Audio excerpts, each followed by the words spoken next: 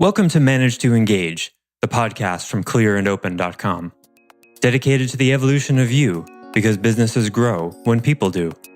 Serving leaders, managers, and people who will be, helping you reach excellence in your work and achieve your personal goals at the same time. Sign up for the free course at clearandopen.com. Now let's look at what we're saying here. This is so cool. Just imagine that something as innocuous and small as reading a newspaper for 20 minutes and creating an argument in your head is what's between you and a dream of yours coming true.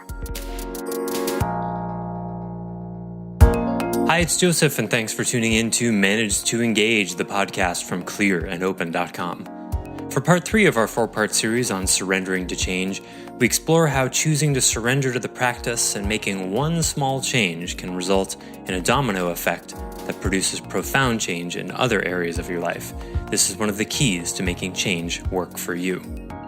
I offer weekly member webcasts and teach live courses on clearandopen.com because it's my truth that, with the right tools, anyone can eliminate the people, money, and time problems holding them back in business.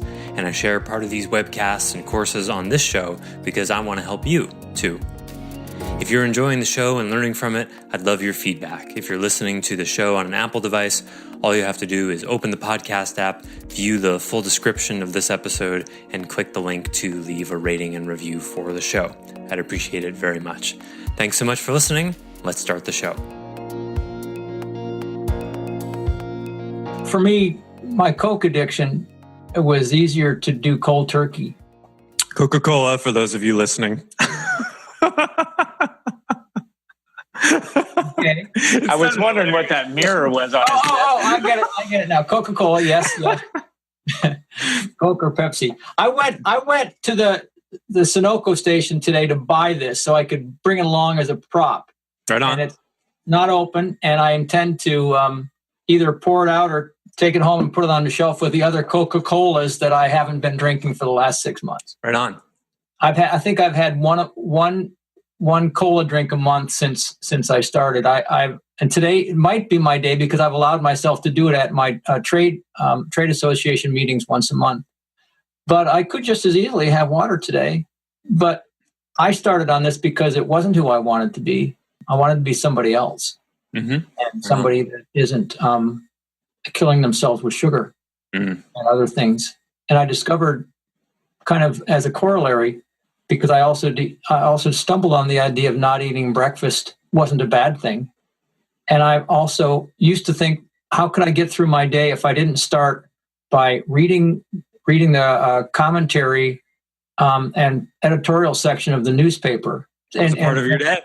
And yeah, it was part of my day to read this stuff and then think of libertarian arguments against it. I haven't done that in maybe a month and a half, and I've discovered that I've survived. And I'm okay with it. How did it change the way you experienced your day and yourself? In some ways, I feel more empowered. I look forward to going to work now to do some things that I haven't done. I also look forward to going to work to get a head start on some of the things that I always use to avoid uncomfortable things. But I also go to work to do some things that used to be uncomfortable. Why would not reading editorials and coming up with arguments against them result in you feeling more empowered? Can you connect the dots? Yeah, I think I can, because those libertarian basically I would make libertarian arguments about things that I really don't have the power to change. So I'm just like beating my head against something that I can't change instead of working on things that I can change, namely myself. Wow. Now that's I couldn't think of a better example, Peter. Thank you so much for sharing that. That's a great example. Just reading the newspaper was changing your existential relationship to yourself, where you didn't even realize you were adopting a kind of victim mode. I was doing the same thing with Facebook. I can totally relate. Thank you for putting words to it. I didn't even realize it. But like orienting toward things you can't change and getting all in a huff about it and letting that consume you, it's a kind of victimhood. Mm-hmm. And you experience it in one way as empowering, because it's like, here's this unjust thing, and this is what I would do, and these people should do the blah, blah, blah, and I can't believe that. And it feels empowering in one way, like in an instant gratification empowerment mode, but then you're left impotent, right? Like there's nothing you can do. Yeah. And then you've expended energy, just like you said, on things you can't change instead of on things you can change, where the power actually is. It is an instant gratification thing. I discovered that the dark side of, I'm kind of proud of the fact that I feel like I'm well read, and I learn a lot of things about a lot of different subjects in the world. But the shadow side of it is that I use those things to avoid other important things in my life. And that was a shocker when I realized that. Yeah. If you consider you've only got like 100 points of energy in a day, some of those points were going in that direction. Right, Jamie? Yeah. Peter, is that around the same time that the business started to, like, you're more full in winter than you said in a long time? Is that, and good question. Like, is that the same time frame? You changed that in the morning and then all this other stuff started to change? It's a great question. Well, I think the not eating breakfast on a regular basis and therefore not reading the paper came a little bit after that started. But I could say it's kind of part of the whole trend that I've been experiencing for the last 5 to 6 months. I think it's just one of many little things I could point to. Yeah, probably there's a handful of things, but that is definitely one of them. Now let's look at what we're saying here. This is so cool. Just imagine that something as innocuous and small as reading a newspaper for 20 minutes and creating an argument in your head is what's between you and a dream of yours coming true.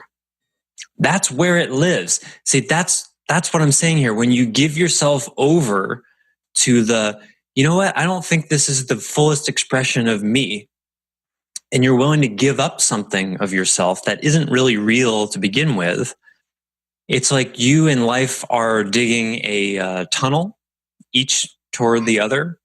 And for every shovelful you take, life takes 2. And that's your shovelful of like, you know what, this newspaper, this coffee, this substance, this whatever, I don't think this is good for me. I'm going to give myself over to who would I be without it? And life goes, oh boy, you get 2 shovels for that. Consider where in your life this has actually already happened, where you were willing to pay a certain price. And it's emergent. You don't know what's going to happen. And that's a kind of leap of faith. You don't know what's going to happen. Maybe nothing, maybe everything. So do you have the courage to give it a try? Give yourself over to it. This whole membership thing that we're even talking in this format is that for me, it's a lot of work and I don't need to do it, but I can't shake it. I just get this idea like I need to try. I need to try to build this kind of model so I can reach more people. It's not necessarily, profitable. It's kind of like hovers around break even in some ways, but I could do one-on-one coaching for the rest of my life and do just fine. So I'm giving it a couple of years and a fair amount of money to see where it takes me. It's already made me a way better public speaker. That's cool, and a bunch of other things. So it's just, you give yourself over to it and let life tell you what it's about. Thanks for listening to Manage to Engage, the Clear and Open podcast. Join us next week when you'll be a little bit closer to who you're destined to be. Until then, know that Clear and Open is dedicated to the evolution of you, because businesses grow when people do. Be sure to visit clearandopen.com for the latest tools, articles, and free resources to help you on your journey. Thanks for listening, and bye for now.